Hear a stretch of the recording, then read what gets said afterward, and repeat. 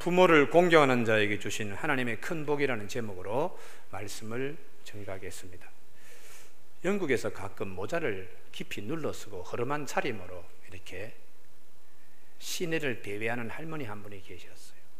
세상이 어떻게 돌아가는지가 아주 궁금해서 일부러 그렇게 다니시는 할머니인데요, 어느 날 소나기가 갑자기 내렸을 때에 한 가게에 들어가서 우산을 좀 빌려달라고 하니까 그 가게 주인이 허름한 옷차림의 노파에게 우산을 뭐 줘봤자 언제 물려받겠는가, 그래서 찢어진 우산을 하나 줬습니다. 그런데 그 다음날 날이 맑고 난 다음에 그 다음날 왕실 마차 한 대가 이 가게 앞에 섰습니다. 그리고는 의리의리한 복장을 한 예복을 한 궁중에 신하 한 사람이 내리더니 가게 주인을 찾는 것입니다. 그리고는 그 가게 주인에게 어제 그 찢어진 우산을 돌려주면서 말합니다. 여왕 폐하께서 어제 이 우산을 빌려주셔서 잘 쓰셨다는 인사말을 전하라고 저에게 보냈습니다. 가게주는 깜짝 놀랐습니다. 아니, 어제 그 할머니가 바로 메리 여왕 폐하라는 것인가. 얼마나 부끄러웠는지. 민정을 시찰하려고 평복 차림으로 다니는 메리 여왕인 줄 알지 못하고 허름한 복장만 보고 찢어진 우산을 준 것이 얼마나 부끄러운지, 쥐구멍이라도 있으면 들어가고 싶은 그런 심정이었다. 크게 후회했답니다. 우리가 살면서 인간관계에서 좀 더 잘할 걸, 그런 후회를 하면서 살 때가 많이 있죠. 좀 더 잘해드렸어야 되는데. 오늘 어버이 주를 맞아 성경은 우리에게 이렇게 말씀하십니다. 내 부모를 공경하라. 내 부모를 공경하라. 그리하면 내 하나님 여호와가 내게 준 땅에서 내 생명이 길리라. 이렇게 말씀하십니다. 공경하라는 이 말의 원래 뜻은 무겁다라는 뜻인데요, 바위돌을 들 때에 손에 벌써 느낌이 오지요. 가벼운 돌이 아니라 무거운 돌입니다.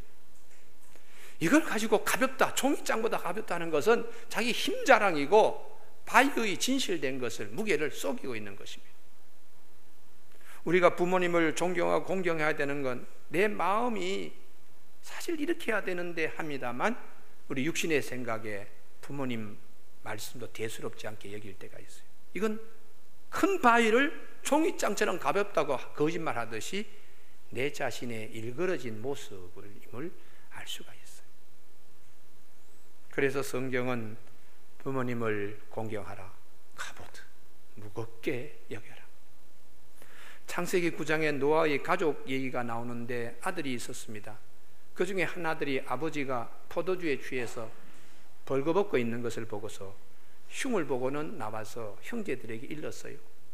아버지가 저렇게 그냥 저 부끄러운 모습이 있다고. 그 소리를 들은 다른 두 아들이 자기들의 옷을 어깨에 걸치고 뒷걸음질을 쳐서 아버지가 있는 곳에 그 옷을 떨어뜨리고, 그리고 보지 않으려고 다시 걸음을 그 방에서 이렇게 나온 기록이 있습니다. 성경에 보면 이렇게 기록합니다. 창세기 9장 22절, 가나안의 아버지 함이 그의 아버지의 하체를 보고 밖으로 나가서 그 두 형제에게 알림해 셈과 야벳이 옷을 가져다가 자기들의 그 어깨에 메고 뒷걸음질 쳐 들어가서 그들의 아버지의 하체를 덮었으며 그들이 얼굴을 돌이키고 그들의 아버지의 하체를 보지 아니하였더라. 너무 대지적이잖아요. 한 아들은 아버지 흉을 보는데 두 아들은 그 흉을, 아버지 흉을 감추려고 애를 썼어요. 그런데 나중에 잠에서 깬 이 노아가 이 사실을 알고서 가나안을 저주합니다.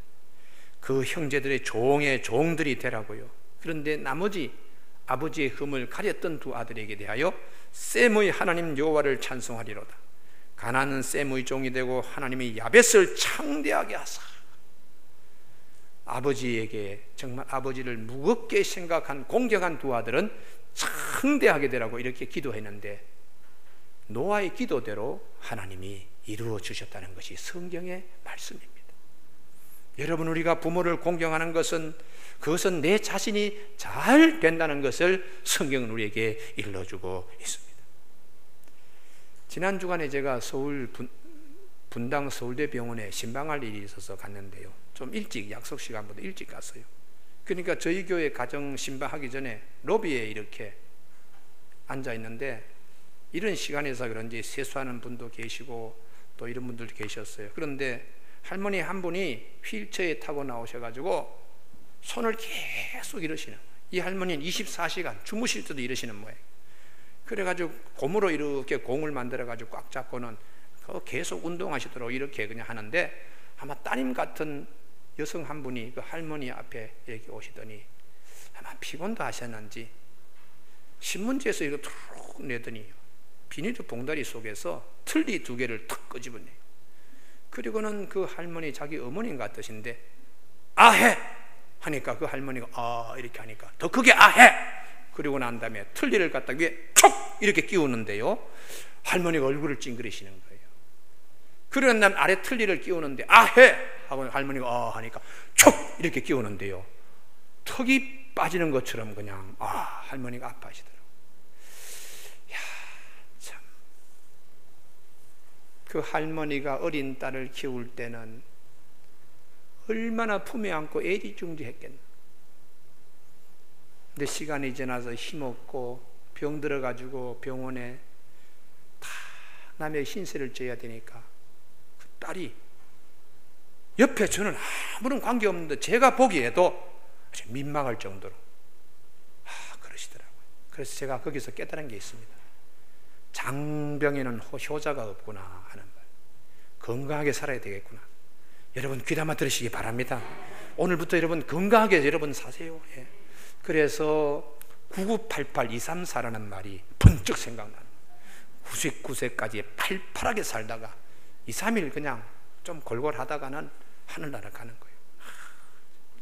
우리 교회 처음에 개척할 때에 장로님도 안 계실, 권사님도 안 계실 때인데 최경애 장로님이라고 저 서울의 강남구 해성교회라고요, 역삼동에 있는 교회인데 거기에 원로 장로님이신 최경애 장로님께서 수지 이사를 오셔가지고 저희 교회에 딱 10시면 기도하러 오세요. 저희가 그때 교인이 많지 않았으니까 때로는 교회 문을 닫아 걸고 신방도 가고 했을 텐데 장로님이 그러시는 거예요. 목사님, 저기 열쇠 하나를 만들어 줄 수 없습니까? 그 열쇠를 하나 복사해서 그 장로님 드렸어요. 장로님이 꼭 10시면 정확하게 오셔서 기도하시는 거예요. 그래서 얼마나 고마운지요. 저희 교회를 위해서 탁 시간을 정해서 기도해 주신 장로님 너무 고맙고, 그래서 장로님이 기도하시고 어떻게 가시나 하고 뒤를 이렇게 보니까 풍덕고등학교를 이렇게 건너서 그 길 약국 앞으로 가시더라고요. 뭘 하나 이렇게 잡수시고는 그 다음에 그 약국 있는 건물 위에 있는 교회로 또 올라가시는 거예요. 아이고, 우리 교회만 기도해 주시지 왜 또 남의 교회까지 그 약 잡수고 그래 또 가서 기도하시나. 한편은 굉장히 서운한 거예요. 그리고 거기서 내려오시다가 또 저쪽으로 가는 거예요. 그래서 내가 내려오면 꼭 장로님한테 물어봐야 되겠다. 그래서 장로님 기도 끝나고 그 다음날 제가 물었습니다. 장로님, 우리 교회 기도해 주시고 약국에 가셔서 뭘 마시고 그 위에 교회를 가시는데 장로님 그리고 또 어디 가십니까? 목사님, 제가 수집 와서 제가 역삼동에 있는 해성교회 원로 장로인데요, 제가 건축업을 했습니다. 교회도 참 건축하고 제가 젊을 때는 힘써 일했는데 지금은 이렇게 나이가 80이 넘어서 몸도 약하고 해서 참 교회를 위해서 내가 기도하는데 새 교회를 아침 10시부터 11시 사이에 새 교회를 20분씩 다니며 기도합니다. 그 새 교회가 어떻게 됐냐, 상가 교회에 있지 말고 다 성전 지어서 부흥하는 교회가 되게 하여 주시옵소서, 그렇게 기도하신다. 그런데 그 새 교회가 우리 아름다운 동산교회, 열린문교회, 수지영락교회, 요 세 교회입니다. 그런데 그 세 교회가 지금 시간이 지나서 보니까 다 성전을 짓고, 열린문교회는 동천동 가서 교회를 짓고요, 수지영락교회는 저 위에 우리 아름다운 동산교회는 여기에 이렇게 지었어요. 근데 그 장로님이 꼭 10시 되면은 그렇게 그냥 기도를 하시고 그랬는데 본인이 위암에 걸린 걸 몰랐습니다. 가족 식구들은 다 그냥 아버지 오래오래 사세요 하지만 사실은 위암에 걸리기 소화가 잘 안 되니까 가스명수를 꼭 드시고는 또 올라가서 기도하시오. 너무 고마운 거예요. 근데 어느 날 장로님이 기도하러 오시질 않았어요. 하루도 빠지지 않고 늘 오시는, 10시면 오시던 장로님이 오시지 않고 둘째 날도 오시질 않아서 전화를 했더니 그 집에서 장로님이 삼성의료원에 입원했습니다. 왜 입원했습니까? 감기가 심해서 입원했습니다. 그 다음날 돌아가셨어요. 그래서 발인도 하고 그 다음에 하관식 하는데 날씨가 참 안 좋았습니다. 먹구름이 끼고 막 그냥 소나기가 금방 쏟아질 같은 그런 날인데 갑자기 하관 예배 드리려고 하는데 하늘에 도넛 모양으로 구멍이 이렇게 탁 생기더니 햇빛이 쫙 내리쬐면서 장로님 관에다가 쫙 비치는 거예요. 그래서 야, 이렇게 살다가 죽어야 되겠구나. 9988-234 하다가 야, 하간식 탁 하간 예배 드리는데 햇빛이 하늘에 문이 착 열려가지고 햇빛이 쫙 내리잖아요. 여러분 정말 죽는 복도 있어야 됩니다. 죽는 복도. 본문으로 돌아오면 내 부모를 공경하라. 그리하면 내 하나님 여호와가 내게 준 땅에서 내 생명이 길리라. 연세 많으신 부모님 아무렇게나 대하는 것은 하나님이 다 보십니다. 부모님께서 나를 기르시는 그 손으로 잘 해줄 수 있어요. 부모를 공경하는 것은 두 번째, 부모님 말씀에 순종하는 것입니다. 에베소 6장 1절 자녀들아 주 안에서 너희 부모에게 순종하라. 이것이 옳으니라. 내 아버지와 어머니를 공경하라. 이것은 약속 있는 첫 계명이니 이로써 내가 잘되고 땅에서 장수하리라. 부모에게 순종하는 것은 말씀과 뜻에 순종하는 것입니다. 이것이 우리가 잘되는 일에 축복된 일임을 성경은 약속합니다. 영국의 한 재래시장에서 비가 주룩주룩 내리는 날 아주 중년 시인사 한 분이 비를 쭉 맞으면서 울고 계세요. 우산도 쓰지 않고 우비도 입지 않고 가방을 들고서 비를 쭉쭉 맞추면서 정신 나간처럼. 그래서 사람들이 보니까 다 잘 아는 유명한 영국의 사전을 처음 만든 사무엘 존슨 박사였습니다. 박사님이 왜 여기에 이렇게 비를 쭉쭉 맞고 서 계십니까? 박사님이 하시는 말씀이 제가 이렇게 해도 씻을 수 없는 죄가 하나 있습니다. 존슨 박사님이 소년 시절에 그 아버지가 헌 책을 수집해서 판매하던 그런 책을 구해서 남에게 전해주던 그런 일을 했습니다. 책이 귀하던 시절이니까 어떤 책이 필요합니다 하면 그 얘기를 듣고서 여러 군데를 다니면서 발품을 팔아서 그 책을 구하면 원하는 사람에게 갖다 주는 일로 이렇게 사시던 분이었어요. 어느 날 몸이 되게 안 좋아서 아들에게 아들아 오늘은 네가 그 시장에 나가서 기다리고 있으면 누가 올 것인데 이 책을 전해줄 수 있느냐 했더니 아들이 귀찮아요 못합니다 한마디로 거절했어요. 철이 없던 아들이 아버지의 청을 거절했습니다. 아버지는 몸이 불편한 채로 그리고 나갔습니다. 그날따라 비가 찬바람과 더불어 큰 비가 내렸는데 아버지는 그 일로 큰 독감에 걸려서 며칠 후 세상을 떠나고 말았습니다. 이 사무엘 존슨 일생에 이 일이 마음에 걸리는 거예요. 내가 그때에 아버지의 심부름을 제대로 잘 했더라면 아버지께서 그렇게 일찍 돌아가지 아니했을 텐데. 그리고 매년 아버지께서 돌아가시는 그날이 되면 늘 그 시장터에 참회하는 자로서 서 있는 것이. 성경은 우리에게 명하십니다. 자녀들아 주 안에서 너희 부모에게 순종하라. 이것이 옳으니라.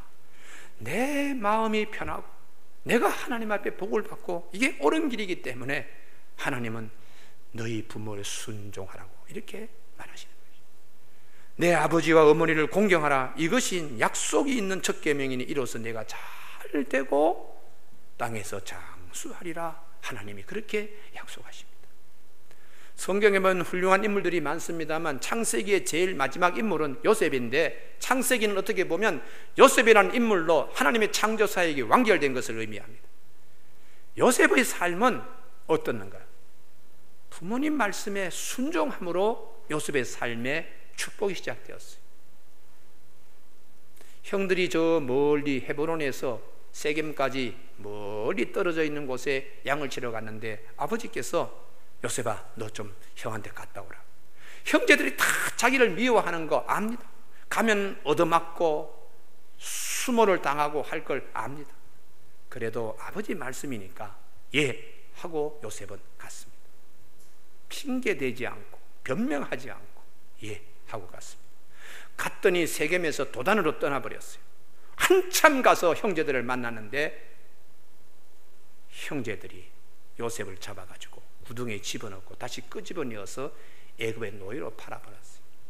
아버지 심부름 갔다가 당하는 수모요 요셉의 삶의 역경이 시작되었습니다. 그러나 요셉은 한마디도 아버지를 원망하지 아니했습니다. 성경에 요셉이 아버지를 원망한 얘기는 한마디도 없어요. 나중에 그가 애굽 총리가 되었을 때에 제일 좋은 수레, 지금으로 말하면 제일 좋은 자동차죠. 그걸 아버지를 모시고 이렇게 오는 요셉을 성경은 우리에게 보여주고 있습니다. 부모에게 잘하면, 부모의 말에 순종하면 하나님이 어떻게 축복하시는가 보여주고 있습니다. 요셉만이 아니고 이스라엘 여러 임금 가운데 다윗 임금이 있습니다. 다윗 임금도 그가 훌륭하게 될 수밖에 없는 시작이 아버지 말에 대한 순종입니다. 아버지 이새가 제일 막내둥이 다윗에게 형들이 전쟁에 나가 있는데 너 치즈도 좀 가져가고 떡도 좀 가져가고 볶은 곡식도 좀 가져가서 나중에 돌아올 때는 지휘관에게 면회했다는 증표를 좀 가지고 오너라, 그렇게 얘기했을 때에 참 순종하기 어려운 아버지의 명령이지요. 가면 어떤 일이 일어날지 참 위험한 상황인데도 이 다윗은 아버지 이새의 말에 순종입니다. 성경은 이렇게 증거합니다. 다윗이 아침에 일찍이 일어났어. 아버지 말씀에 즉각적으로 이렇게 한 거예요. 양을 양지키는 자에게 맡기고 이새가 명령한 대로 가지고 갔다고 이렇게 성경은 증거합니다. 교우 여러분, 부모님께 순종할 때에 어려움이 좀 형제들로부터 올 수는 있었지만 하나님의 축복은 그 안에 숨겨져 있습니다. 할렐루야. 그래서 우리 교우들 금년도에 좋은 일이 많이 일어나기를 주님의 이름으로 축원합니다. 지난 주간에도 여러 가정을 신방했는데요, 간 가정들마다 그냥 좋은 소식이 막 있어요. 예전에 볼 수 없었던 좋은 소식. 우리 아름다운 동상의 금년도에 여러분 각 가정에 좋은 일들이 많이 일어납니다. 그건 하나님께서 때가 되어서 우리에게 주실 하나님의 축복의 역사입니다. 부모님 말씀에 더 순종하셔서 정말 하나님이 놀라운 일들을 우리 가운데 행하시는 귀한 일들을 다 체험할 수 있기를 바랍니다. 신명기 5장 16절에 너는 내 하나님 여호와께서 명령한 대로 내 부모를 공경하라. 그리하면 내 하나님 여호와가 내게 준 땅에서 내 생명이 길고 복을 누리리라, 이렇게 약속합니다. 세 번째, 성경은 낳아주신 부모님만 공경하는 것이 아니고 연로하신 분들을 공경하라고 성경은 말씀하세요. 레위기 19장 32절 너는 샌머리 앞에서 일어서고 노인의 얼굴을 공경하며 내 하나님을 경외하라. 낳아주신 부모님만 공경하는 것이 아니고 연세가 많으신 분들 공경하라고요. 주름진 이마의 주름살, 나이 드신 모습이기도 하지만 삶의 경륜을 얘기하는 나이테입니다. 그 나이테 속에 감추어져 있는 삶 속에서 그분만이 가지고 있는 지혜들이 있어요. 우리나라 소설가 가운데 가장 공부를 많이 한 분이 이청준 씨인데요, 그분에게 가장 위대한 스승은 초등학교도 나오지 못한 자기 어머니예요. 그 어머님의 한 말씀 한 말씀은 소설가 이청준의 마음을 움직일 정도로 영향력이 있은 것인데, 그것은 삶 가운데서 삶의 경륜을 말합니다. 지혜를 말하고, 머리털 검은 머리카락 하나하나가 다 흰 머리카락이 되기까지 수많은 삶의 시간들 속에서 세상의 일들을 경험하면서 겪어온 삶의 지혜들을 어른들은 가지고 있어요. 그래서 들어 그러지요, 야 10년만 젊어도 5년만 젊어도 그 말씀 속에는요, 다시 내가 10년 전으로 돌아가면 이런 일은 이렇게, 저런 일은 저렇게 잘 할 수 있는데 지혜를 가지고 있는 걸 말씀하는 겁니다. 단순한 후회가 아니라 남이 미쳐보지 못한 지혜를 가지고 계심을 말씀하고 있어요. 그래서 성경은 너는 샌머리 앞에서 일어서라. 노인의 얼굴을 공경하며 내 하나님 경외하라. 우리 아름다운 동산계 교우들 절대로 주름살 펴는 정형수술 하지 마십시오. 왜 잡아 느려가지고 그냥 할 필요 없어요. 그 주름살 자체가 삶의 경륜을 의미해요. 삶의 경륜. 성경에 룻이 있는데 그 시어머니 나오미가 많이 연로하셨죠. 얼굴에 주름이 쭉쭉 잡힌 시어머니. 다른 동서 오르반은 어머니 얼굴이 잡힌 주름살 보고는 가망 없다 생각하고는 싹 돌아서 자기 동족에게 갔습니다. 그러나 룻은 어머니, 시어머니, 어머님의 주름진 곳에 하나님을 보는 복이 있었어요.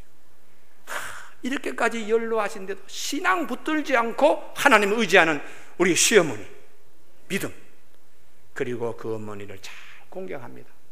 이방 나라 모압 나라에서 이스라엘 베들레헴 땅까지 와서 돌아봐서 무슨 어서 오십시오 환영하는 사람도 없었고요, 그를 기다리고 있는 넓은 재물 재산이 되는 밭도 없었어요. 와서 눈치를 보면서 떨어진 곡식 하나씩 주워 담고 돌아와야 되는 이런 처지인데도 어머님을 잘 섬겼습니다. 소문이 여기저기 나기 시작하며, 야, 저 모함 여인을 봐라, 어떻게 저렇게 어머니에게 잘하나, 소문이 친척들 귀에 들렸습니다.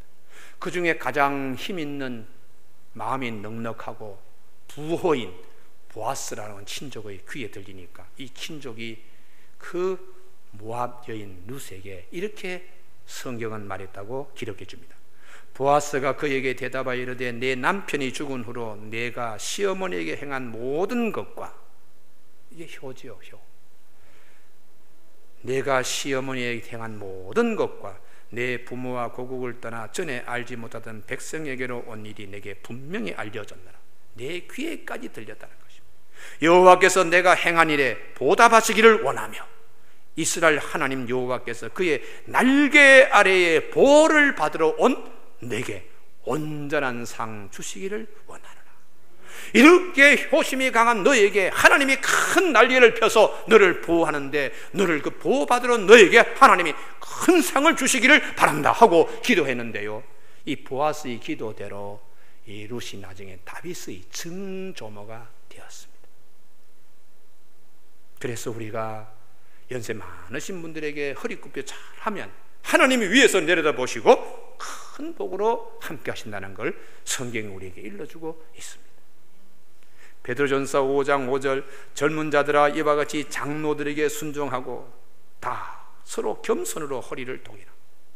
젊은 분들이 혈기가 있고 패기가 있고 손에 못이 있다고 해서 힘없는 사람이라고 깔보지 말라는 것, 하나님이 다 보신다는 것입니다. 젊은 자들아 이와 같이 장로들에게 순종하고 다 서로 겸손으로 허리를 동이라. 하나님은 교만한 자를 대적하시되 겸손한 자에게 은혜를 주신다고 베드로전서 5장 5절에서 말씀합니다. 교우 여러분, 예수님께서 부모님께 정말 잘했습니다. 예수님의 청소년 시절은 딱 한 줄밖에 없어요. 예루살렘 성전에 갔다가 가족들과 함께 돌아올 때 나사렛에서 돌아와서 예수님이 청소년기에 하신 일 딱 하나밖에 없습니다. 누가복음 2장 51절 예수께서 함께 내려가서 나사렛에 이르러 순종하여 받으시더라. 이 한 말씀밖에 없어요. 예수님의 청소년 시기는 목수집입니다. 아버지 요셉이 일찍 죽었습니다. 그러니까 소년 가장이 되어가지고 어머님을 소년 가장으로서 목수일을 하면서 그저 동생들 돌보고요, 순종하며 어머님을 받으셨더라. 예수님의 성품이요, 우리에게 성경이 들려주시는 말씀이에요. 그리고 십자가상에 돌아가실 때도 효심을 잃지 않았습니다. 십자가에 달려 돌아가실 때에 여자분들이 와서 울고, 그리고 자기의 우리 예수님의 이종 사촌인 사도 요한이 옆에서 울었어요. 그럴 때 마리아도 우시고 할 때에 예수님이 십자가에 못 박혀가지고 어머니 마리아에게 말씀하시기를, 아들입니다, 요한한테 오늘부터 아들입니다, 내가 하지 못할 거 이 요한이 할 겁니다 하고 효심을 잃지 않았습니다. 또 요한에게, 이종 사촌인 요한에게, 사도 요한에게 오늘부터 그대의 어머니이다, 잘 모셔라 이렇게 부탁을 했어요. 성경은 이렇게 증거합니다. 요한복음 19장 26절, 예수께서 자기 어머니와 사랑하시는 제자가 곁에 서 있는 것을 보시고 자기 어머니께 말씀하시되 여자여 보소서 아들이니이다. 또 그 제자에게 이르시되 보라 내 어머니라 하신대 그때부터 그 제자가 자기 집에 모시니라. 사도 요한이 마리아를 어머님처럼 모셨는데 전에는 전설에, 초대교회 전설에 의하면 마리아가 120세 이상 살았습니다. 그러니까 사도 요한이 90세가 되기까지 아침 저녁으로 음식을 상을 받들어 드리고 이렇게 했어요. 12명의 제자 가운데 어떤 제자는 순교하고 어떤 제자는 거꾸로 순교하고 이렇게 했습니다만 예수님의 어머니를 내 어머니처럼 잘했던 사도 요한은 천수를 다하고 그는 십자가에 못 박히지 않았습니다. 하나님께서 어르신네를 잘 공경하면 하나님이 끝까지 장수하고 축복해 주신다는 한 예를 우리가 성경에서 볼 수 있어요. 여러분, 건강 위해서 자신관리를 잘 하시기 바랍니다. 그 중에 하나가 하나님의 축복된 자리에 우리가 서는 것입니다. 헬스클럽 가서 그냥 역기 들고 뭐 하고 하는 건 좋습니다만 영적으로 하나님 앞에 내가 복받을 정신을 갖고 있는가, 하나님이 보시고 그 영혼을 축복하셔서 어르신인데 정말 잘하는구나, 하나님이 축복해 주시고 생명의 길고 짧음은 하나님이 하십니다. 제가 이 글을 다시 한번 소개를 합니다. 82세 노인과 45세 된 아들 두 사람이 거실에 마주 앉아 있으면서 있었던 얘기입니다. 82세의 노인이 45세 된 아들과 거실에 마주 앉아 있었다. 그때 우연히 까마귀 한 마리가 창가의 나무에 날아와 앉았다. 노인이 아들에게 물었다. 저게 뭐야? 아들은 다정하게 말했다. 아버지, 까마귀예요. 조금 뒤 그 아버지는 또다시 물었다. 저게 뭐야? 아들은 다시 까마귀라니까요. 노인은 조금 뒤 또 물었다. 세 번째였다. 저게 뭐야? 아들은 짜증이 났다. 글쎄 까마귀라니까요. 아들의 음성엔 아버지가 느낄 만큼 분명하게 짜증이 섞여 있었다. 그런데 조금 뒤에 아버지가 또 다시 물었다. 네 번째였다. 저게 뭐야? 아들은 그만 화가 나서 큰 소리로 외쳤다. 까마귀라니까요. 그 말도 이해가 안 됩니까? 왜 자꾸만 같은 질문을 반복해 물으세요? 정적이 흘렀다. 아버지는 방에 들어갔다. 조금 뒤였다. 때가 묻고 찢겨진 일기장 하나를 들고 나왔다. 그 일기장을 펴서 아들에게 주며 읽어보라고 말했다. 아들은 일기장을 읽었다. 거기엔 자기가 3살짜리 애기였을 때의 이야기가 적혀 있었다. 오늘은 까마귀 한 마리가 창가에 날아와 앉았다. 어린 내 아들은 저게 뭐야? 하고 물었다. 나는 까마귀라고 대답해 주었다. 그런데 아들은 또 물었다. 나는 까마귀라고 대답했다. 어린 아들은 연거푸 23번을 똑같이 물었다. 나는 그렇게 묻는 아들이 참으로 귀여웠다. 귀여운 내 아들을 안아주며 끝까지 나는 다정하게 대답해 주었다. 아들을 사랑한다는 게 얼마나 기뻤는지, 오늘은 정말 좋은 하루였고 신나는 하루였다. 이게 아버지의 마음입니다. 어버이주를 맞이하여 부모 홍경하는 놀라운 일들이 우리 가운데 있기를 주님의 이름으로 축복합니다. 기도하시겠습니다.